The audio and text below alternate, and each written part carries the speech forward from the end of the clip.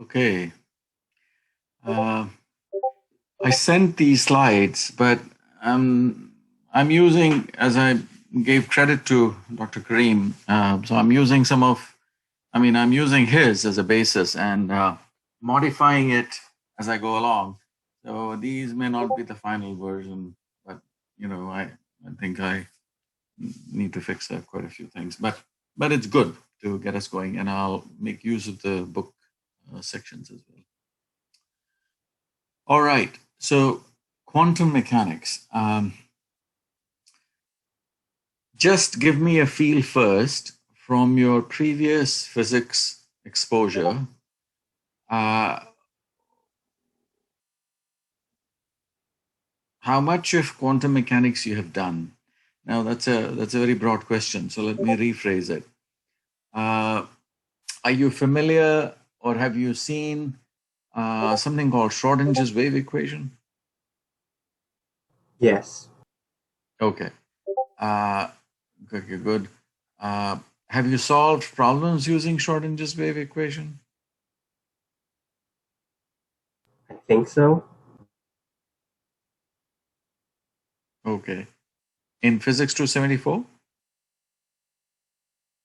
Yeah. Okay. Last semester it was kind of harder because we were transitioning from COVID, so we I we weren't tested on it. You're not guess you could tested say. on. Okay. Uh, did you again?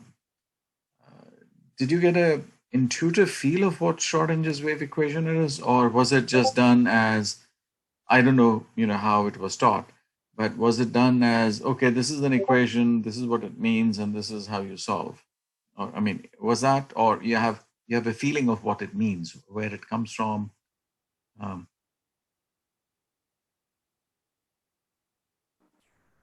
I don't know. Anybody? Was it just given as just as an equation? Here's a Schrodinger's wave equation. Not derived, I suppose, right? It wasn't derived, the basis. For the fall class for last year when I took it in fall, we were introduced to it by kind of deriving, but it was a lot of the deriving was skipped because of time-wise. Time-wise, okay. There's just basic concepts of how it was compared with, how should I say, classical physics with quantum, if that's right. Okay. Good. Okay. All right. So what I'm going to do in this chapter is that there is quite a bit of math, and we are going to not skip, but we are going to focus on concepts. So initially, and then do a little bit of math, because what we end up doing later on from chapter 4 onwards is that we are not going to be using these things in a way that it is presented here, but it'll be a simplified model version. Like we're going to model all of this behavior and apply it to semiconductor physics. So, but these two chapters will make us understand where it comes from, what are the fundamentals, and how is it done. So whatever we do later on, you'll see a physical meaning. You'll see an underlying fundamental behind it. So we are not going to be using quantum mechanics to solve simple problems later on. Okay, so let's do it in a way initially from an understanding point of view, and then we will throw in some math here and there, and get a better sort of a quantitative sense of what it is. Okay, so first, if you take any solid, right, and of course we are talking about conductors, right, and conductors or semiconductors or their electrical properties. So what is it that controls electrical properties of a solid in sort of common sense way that we already know from physics? Electricity is carried by electrons, right? In any solid, you take copper, metal, anything. So you have electrons. And if you look at the units of current, it's amps. So let's start that way. So it's amps. And amps is what? Coulombs per, what is the unit of Coulombs per second. coulombs per second? Okay. So 1 amp is 1 coulomb, per second. Okay. So, and coulombs is the total number of charge. So total number of charge, so if it is being carried by electrons, then we would say, okay, how many electrons do we have and what charge do they carry? So the answer, of course, would be each electron carries a charge Q. And let's say we have n number of electrons. I'm not going to use n because here it's little, actually I can use n. Okay, so I can use n. But this is n is total number of electrons, right? So n is total number of electrons. But if I say, well, I'm interested in the volume density. So this n then would represent number of electrons per unit volume, right? So this would represent number of electrons per unit volume. Okay. So maybe I should not use because I'm writing here as a total number of electrons. So let me just throw in n. So this is current. No, this is not current. This is coulombs per second. This is just simply coulombs. Now, where does a per second come from?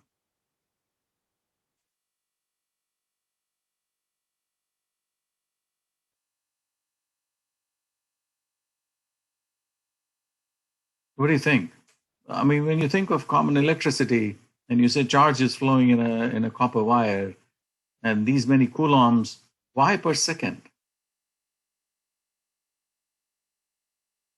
What does per second stand for? If I said I'm traveling at well, okay, let me just give it to you. If No I say velocity. centimeters per second, what does it mean? How fast you're going? How fast you're going. So the electrons, not only the current is not just related to the number of coulombs you have, but also how fast they are traveling, right? So per second is something that comes from velocity. So in other words, this is for current. But if I said I'm interested in current density, right? So this, say, current density. Effectively, what is current density? Let's say this is my wire.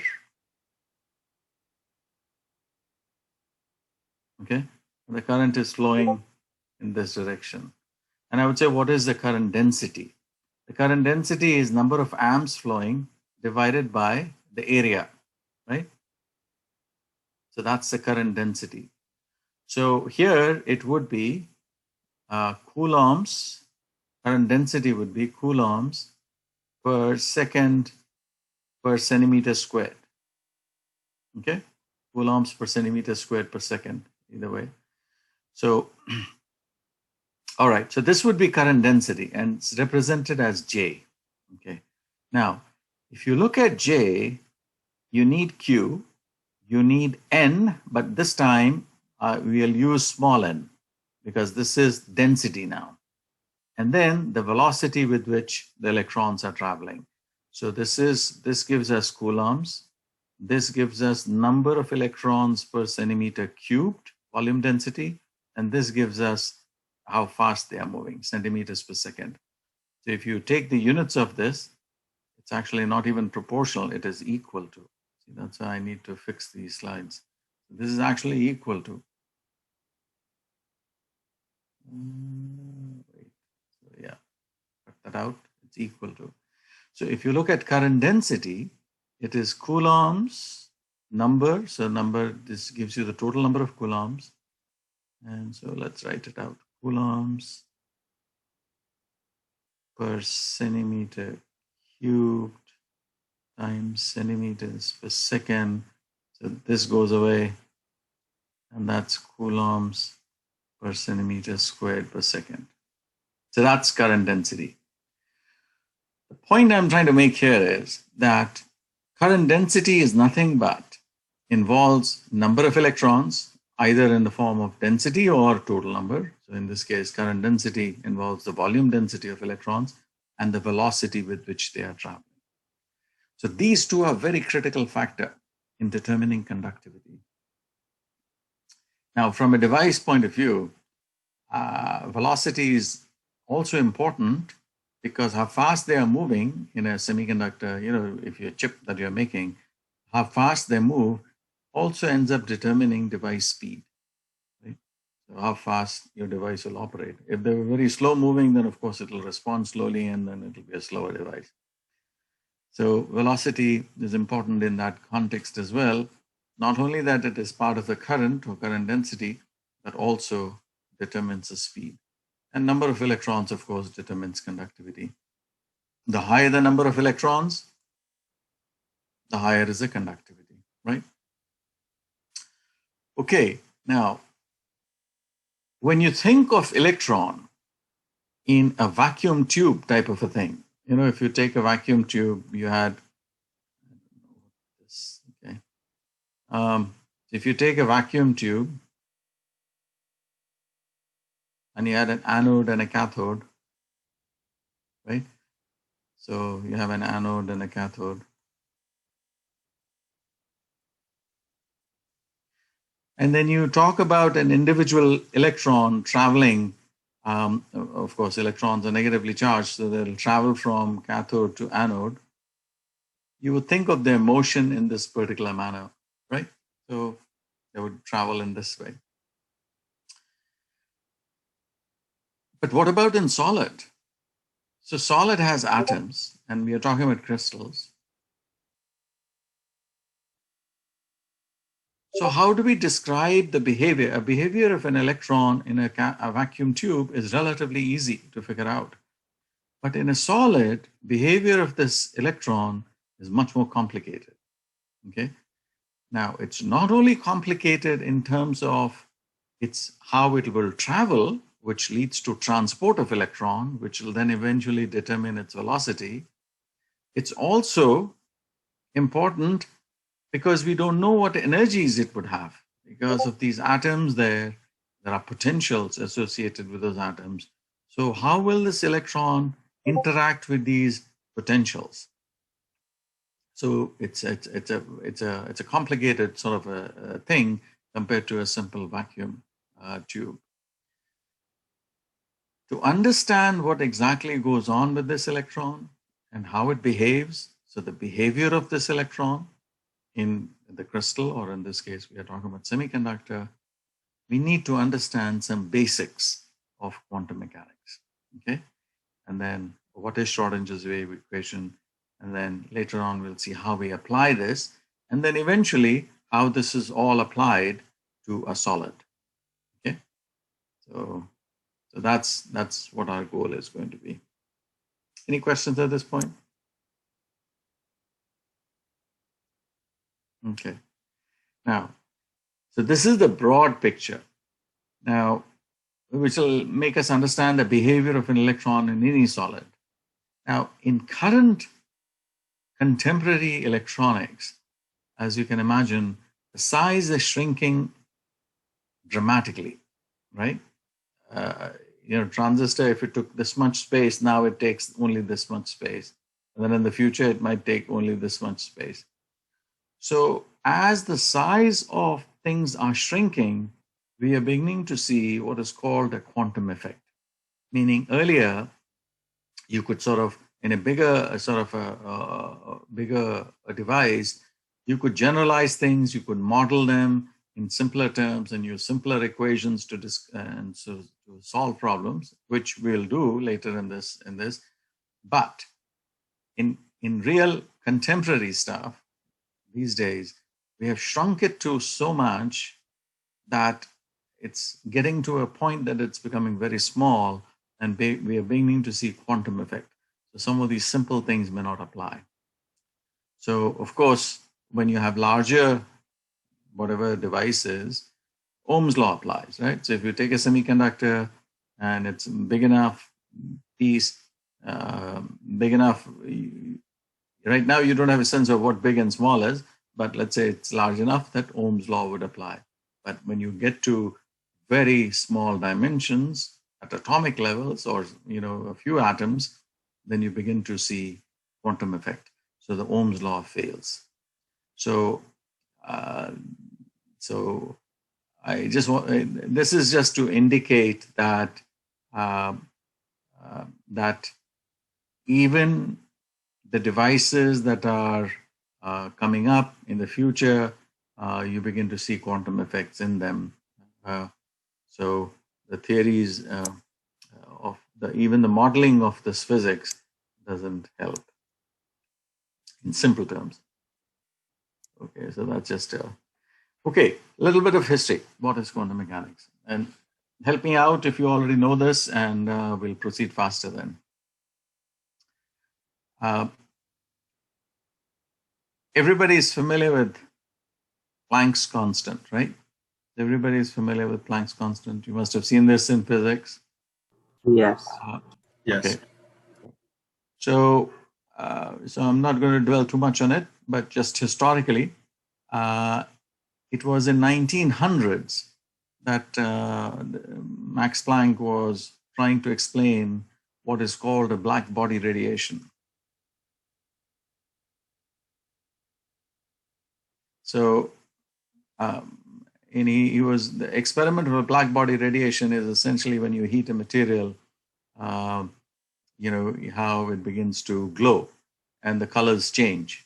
So effectively he was trying to figure out what's going on, where this energy that is coming out, the brightness and the glow is, of course, electromagnetic radiation. The light is coming out of it, and what is the frequency of it, and so on and so forth. So that was called black body radiation. Black necessarily doesn't mean that the object was black, but any body radiates. Our bodies radiate, right? So we have a certain temperature and we radiate in infrared, but and that's how infrared sensors are. That's how they can detect us, because we are radiating some energy. So the theories that were prevalent in the 1800s was what is called Rayleigh-Jean's law, that was used to explain this black body radiation. And Rayleigh-Jean's law, these are two British scientists who had come up with this theory of how this was going on. I'm not going to dwell on it. If you're interested, it's very interesting history. You should look up. And the idea of that was they were trying to explain the behavior. And but there was one issue with that theory that was not sort of working out well with experiments. So when the radiation was of low frequency, it was the theory was fitting in with the experiment. But when the frequencies became larger, this Rayleigh-Jean's Rayleigh-Jean's law was failing badly. The premise of that was, of course, that this radiation that is coming out is continuous. The idea of continuum, that energy was continuum, meaning if you took some energy, you could split it into half and then split it into half and split it into half, and you could infinitely split this. So that's where continuum is, right? So there was no. So since at high frequencies this theory was not working out, it was called an ultraviolet catastrophe, because in ultraviolet range this theory was failing. So Max Planck came up with an idea that that radiation that is heated, emitted from a heated surface, that's the experiment they were doing, comes out in discrete packets. So discrete word is the keyword, as opposed to the continuum, meaning this is energies are quanta. So it's a quanta of energy, a unit of energy which cannot be split anymore. That's the smallest unit of energy that you have to deal with. You cannot split this anymore and create a continuum. Is it making sense? Have you guys done it in detail? Like you? Okay, well, I'm not getting any feedback. I don't have any eye contact. But this is interesting because this is where really things begin to sort of take hold in terms of quantum mechanics. So he postulated that energy, quanta of energy is E is equal to h nu. So this is nu. Okay? Nu is a frequency. So that's nu. And h is the Planck's constant.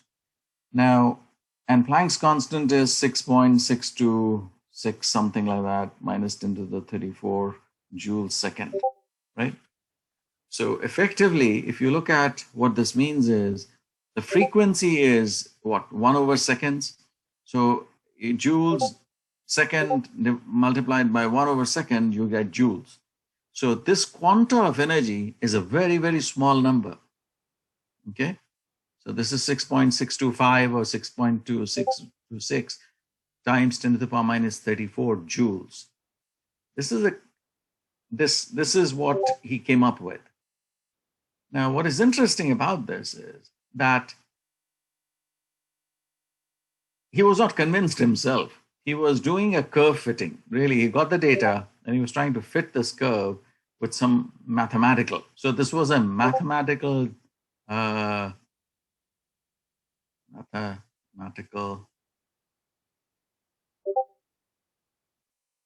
jugglery, right? So he didn't have a concept as to why this should be the case as a physical concept.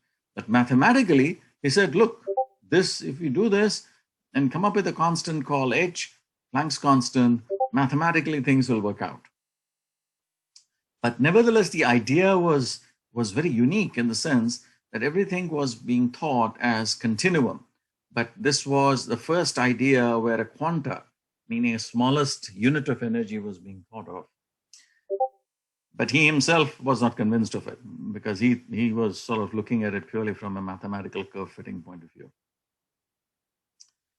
1905, okay, Albert Einstein, he was watching some other experiments that were going on. And one of them, of course, the famous photoelectric effect, which the book talks about. And I'll let you read through because you must have seen this in physics. To explain the photoelectric effect, he had come up with this idea that where the idea of a light being like a particle, which is like this, right? The quanta, the smallest unit, so it's like a particle, came about. So he was the first one who. So one, physics journalist, some meaning someone, a physics journalist actually, called the following sentence the most revolutionary sentence written by a physicist in the 20th century. So in the last 100 years, in 20th century, 1900s, all of the 1900s, he called this sentence to be the most revolutionary. So let's read it. So this comes from an Einstein's paper in 1905. He wrote in a paper, according to the assumption to be contemplated here, he published this in a physics journal and also physics. So,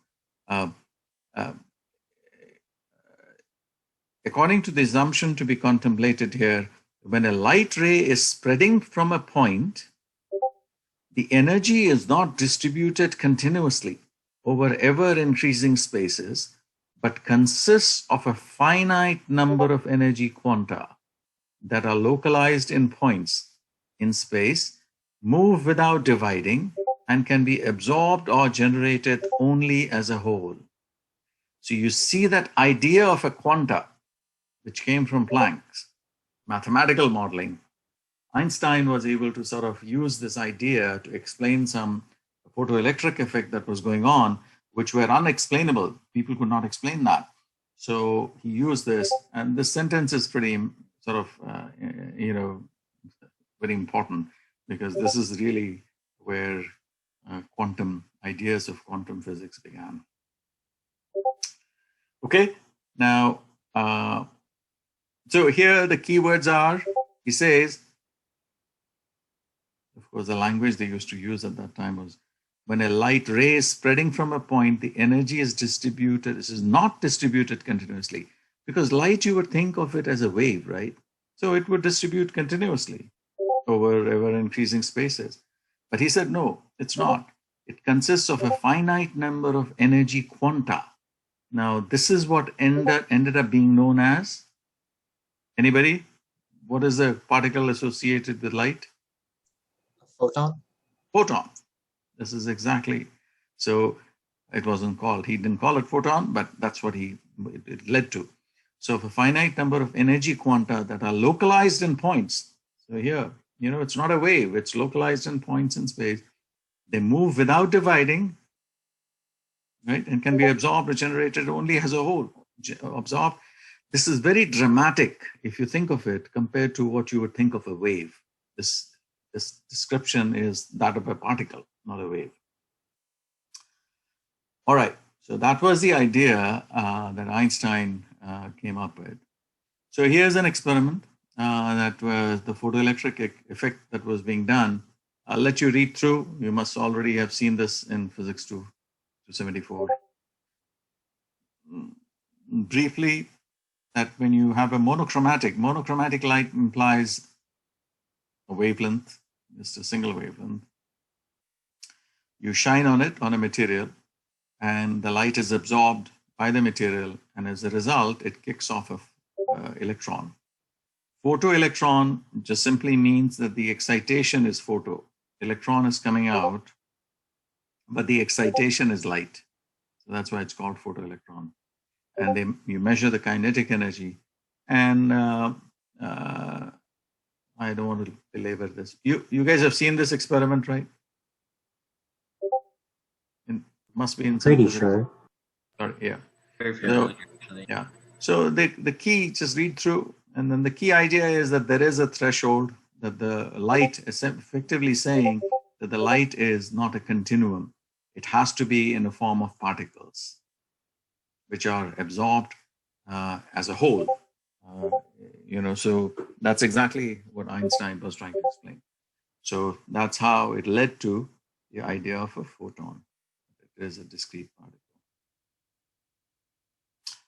Okay, now, so remember, until this point, the main theme here is, the main idea is, until this point, light was being considered as waves, electromagnetic waves. So that's a classical theory.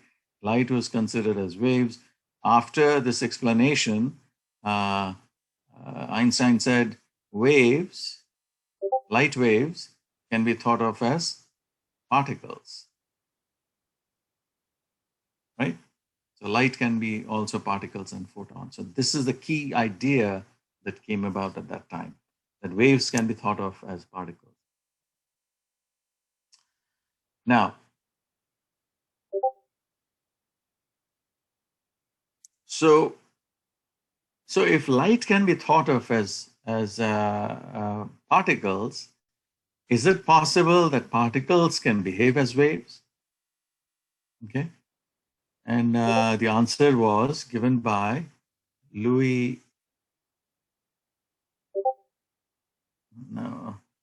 de Broglie. It's a French scientist, and I think this is pronounced as de Broglie. I may not be still getting it right, but it's certainly not de Broglie. It's de Broglie. So he came up with the idea. This is down, it was 1924 or so, several years had gone by.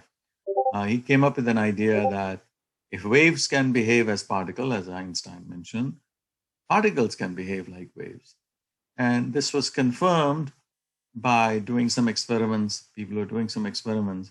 Well, if you remember, one classical experiment in optics is that when you shine light, not electron, but when you shine light through slits, you see interference patterns on the other side.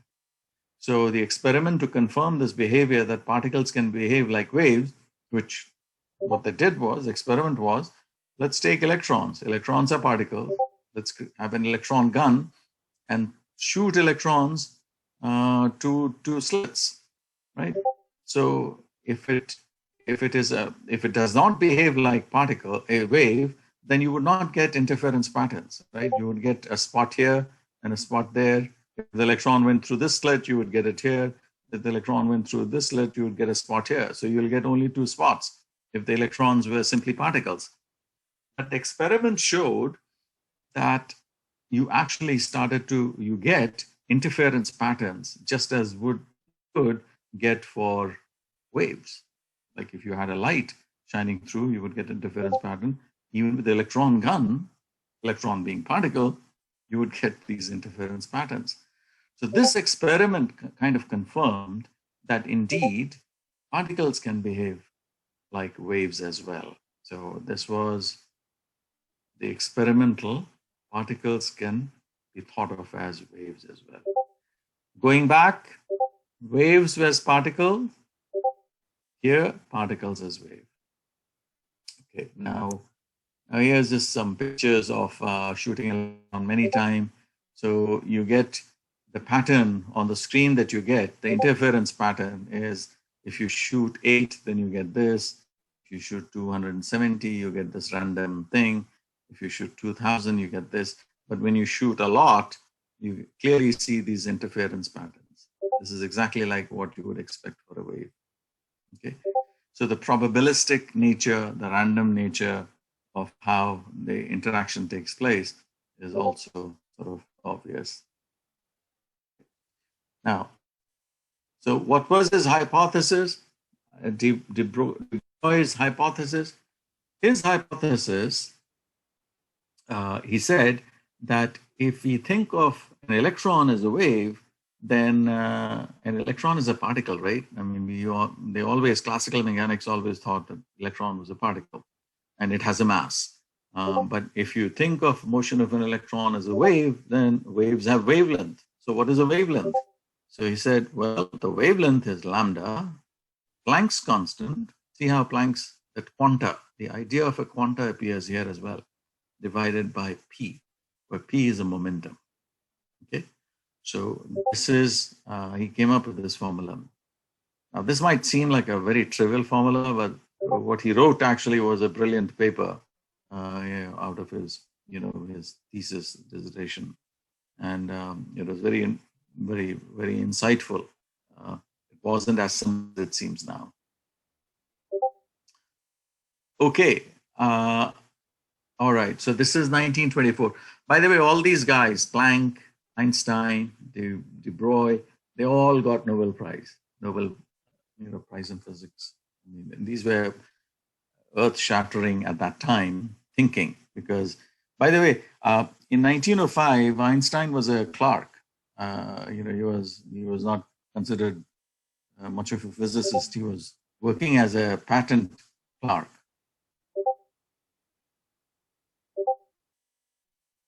So, in his spare time, he used to do physics. So you can imagine the brilliance of his thinking. All right. Gives hope to some of us, right?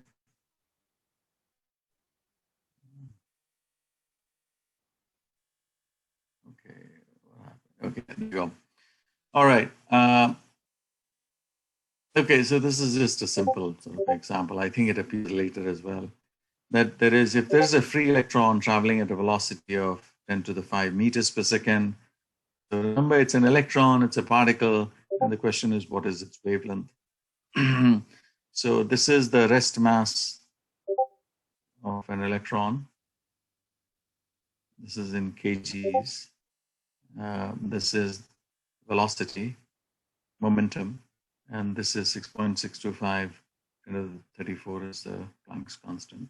So its wavelength is 7.27 nanometers. So if you want to visualize an electron as a particle traveling at 10 to the 5 meters per second, so think of a particle, but you can also show this as a wave. wave packet, I suppose. It's a wave packet. So probably it can be shown as like that. So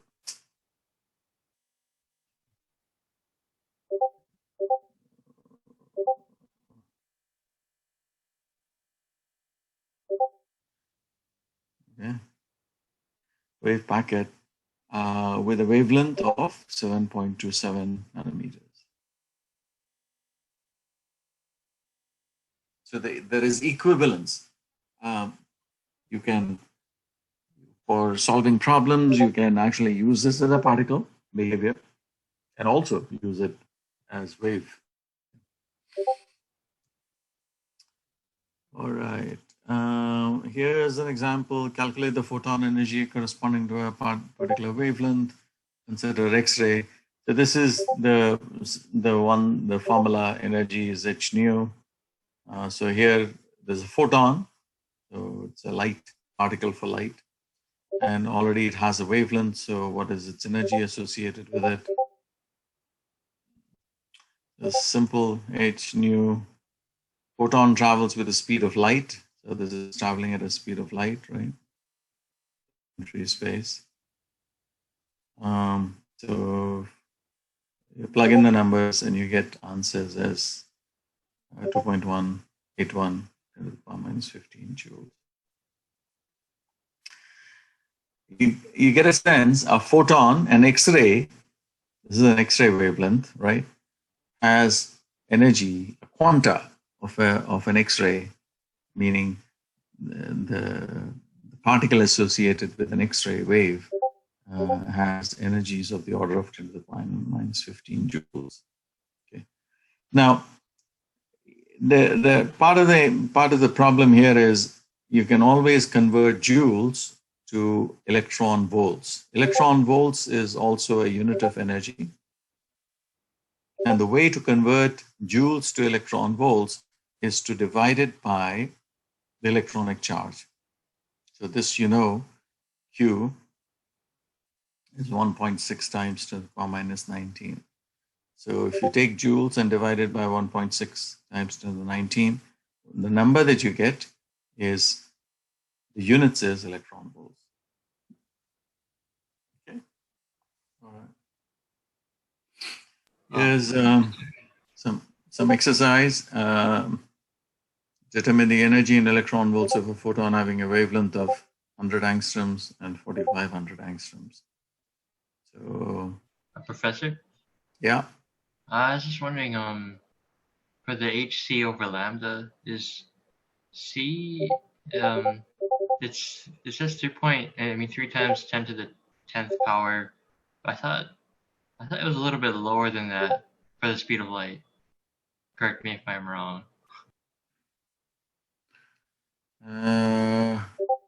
Speed of light is 3 times 10 to the 10. I thought it was 10 to the 8th. Oh, this is 10 to the 10 centimeters per second.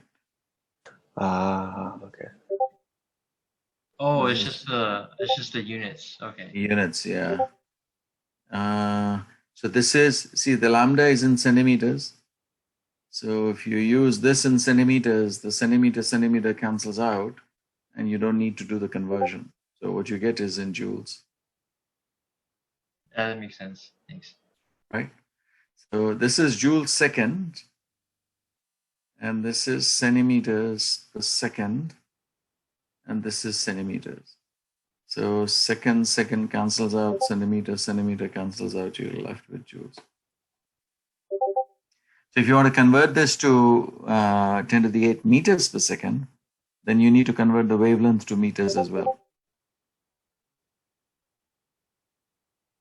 Right? Yeah, the centimeters cancel and you don't have to expand the lambda. Yeah. Okay, so that's typically this is the number that is used for speed of light, but this is centimeters per second. All right. Now here, the idea here is, I think this exercise just simply shows you, gives you an idea of the X-rays, a photon associated with X-ray is 1.75 times 10 to the 4 electron volts, right? So, but these wavelengths, you see 124 electron volts and 2.76. So energy associated with a photon changes dramatically. And X-rays are high energy, right? The gamma X-rays and all of that are high energy rays. Okay, now let's go to the next slide. This is the same example as before. It just shows you. All right. So what we have done here is we have established what is called a wave-particle duality, right? That waves can behave like particles, as Einstein mentioned. De Broglie said particles can behave like waves. So these are very dramatic sort of thinking, which was different from classical mechanics. So